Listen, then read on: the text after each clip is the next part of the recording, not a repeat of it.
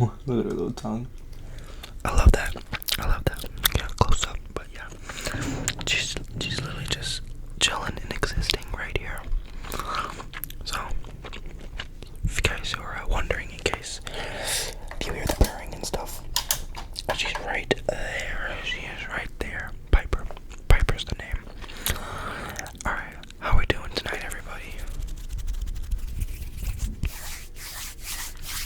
How are we doing tonight? You're gonna hate me. You're gonna hate me so much, but I had a roleplay in mind tonight.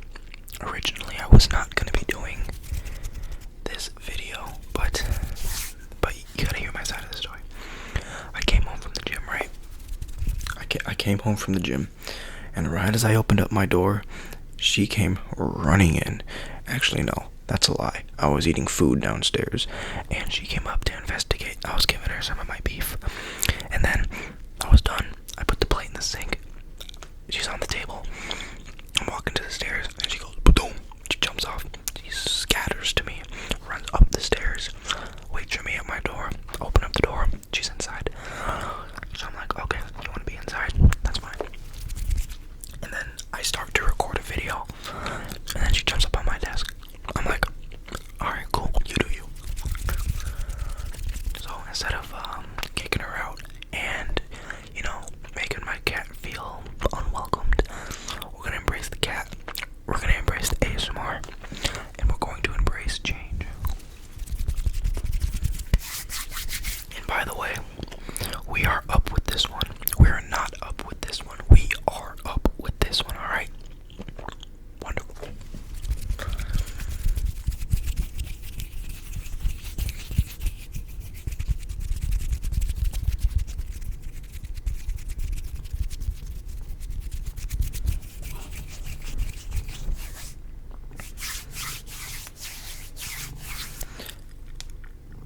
Hear that?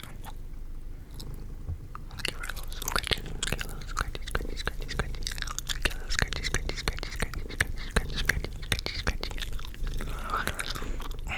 She's my kitty. If somebody asked me to rank all of my cats, I couldn't. We used to foster cats. The reason why we have 3 cats is because we fostered back in 2018 after our original cat, Alex. After he passed away, we fostered to just help with, grief. And it was hard because we fostered elderly cats, we fostered kittens, we fostered sick cats, we just fostered cats that needed a house, needed a home. And out of the 10, 12 cats we fostered, although we wanted to keep all of them, obviously we kept 3 of them. And you know what, since we're on the topic of this, I guess I'm going to tell you guys a little bit of a backstory of all the cats. I'll put up a picture of them too. So we'll do it in order of cats that we fostered. I'm talking about the kitties that we kept. I'm going to take the mic up here because she is purring pretty loud. Do you want to say anything?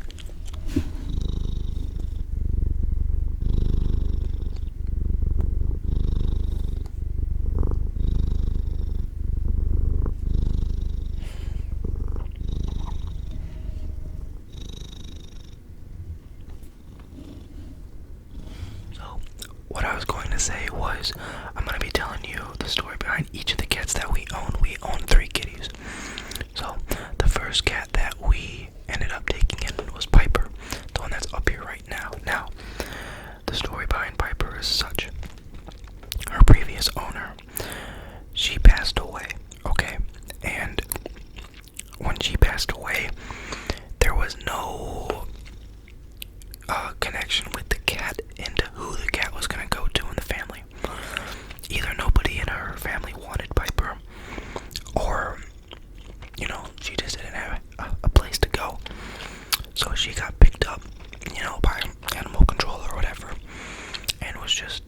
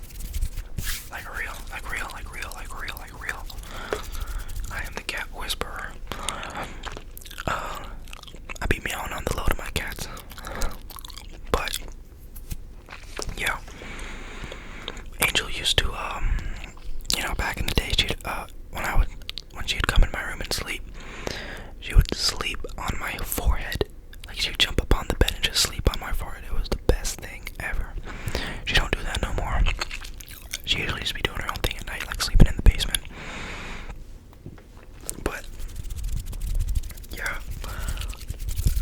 whenever I think about her, I just get happy because we saved her life, and you know, she has a new house, a family, you know, and other cats to interact with, which is nice.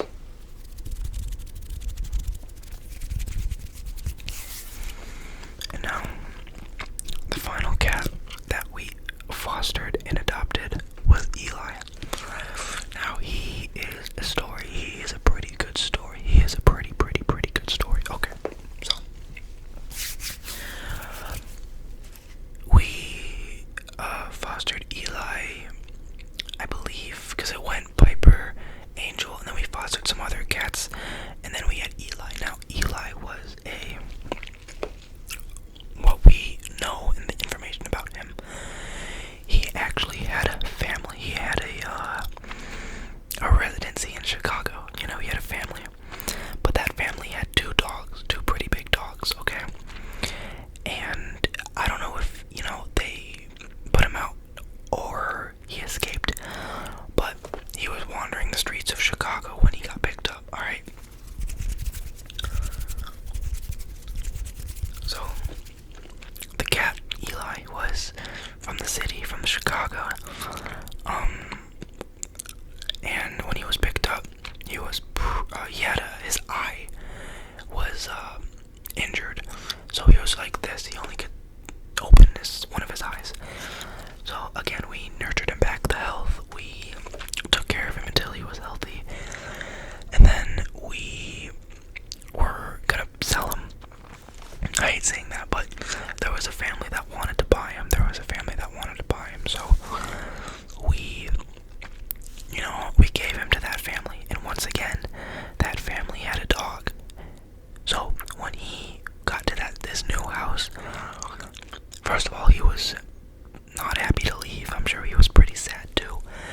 You know, they took him, and he was just hiding under the bed of this new family, was hissing, scratching, not being a good person, not being a good cat. So, the lady who took him, the family, were in contact with us and was like, look, why is, like, he's doing this, you know, but like, you have dogs, like, come on now. So, about, like, 2 weeks of trying goes by, nothing, still nothing, so she's like, look, just take him back, please. So, she gave us back Eli, and it took a little bit for him to get used to the Piper and Angel again, because at first, you know, they were siblings, and then he went away, and then he came back. What we used to do is he used to stay in the basement bathroom at night, because he couldn't, like, be trusted at, outside until he slowly just became more obedient, if you will. And he is a beggar. We used to have a homemade contraption in the basement, because he would meow and meow and meow for food. He'd be fed. He just wanted more food. So we would have to, like, lock him in the basement at night.